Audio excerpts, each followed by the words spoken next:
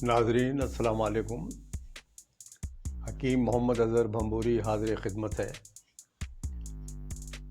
आज हम जो टॉपिक लेकर आए हैं आपके लिए वो हड्डियों का भुरभुरापन। आम तौर पे ख़वातीन में ये बहुत ज़्यादा कॉमन है और मर्दों में भी अमूमन ये शिकायत होती है।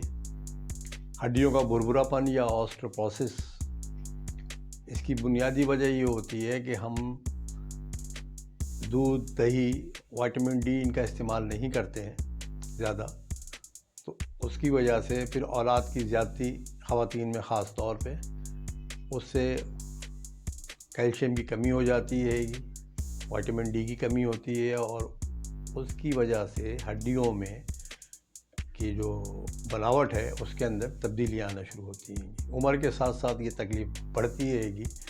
लिहाजा इस सूरत में हम आपको एक बहुत ही आम जो आम बाज़ार में दस्तयाब है वो हम मुनक्का जिसे हम कहते हैं, किशमिश से ज़्यादा बड़ा, इसके बीज निकाल के एक 7 से 11 दाने दूध के साथ इसे इस्तेमाल किए जाएं।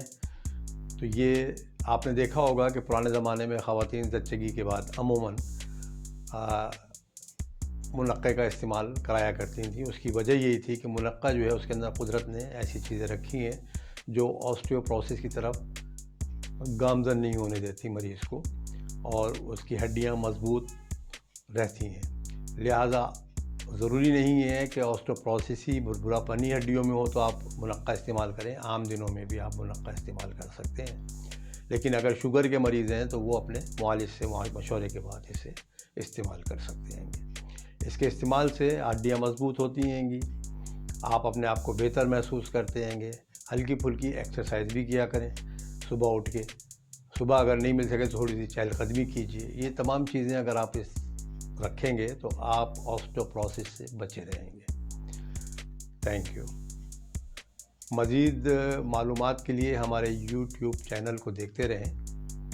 इंशाअल्लाह मज़ीद आपको इंतहाई मालूमाती और असरंगेज़ और बेहतर नुस्खे हम बताते रहेंगे जो आप घर बैठे अपने किचन में इस्तेमाल कर सकते हैं लेके वहाँ से।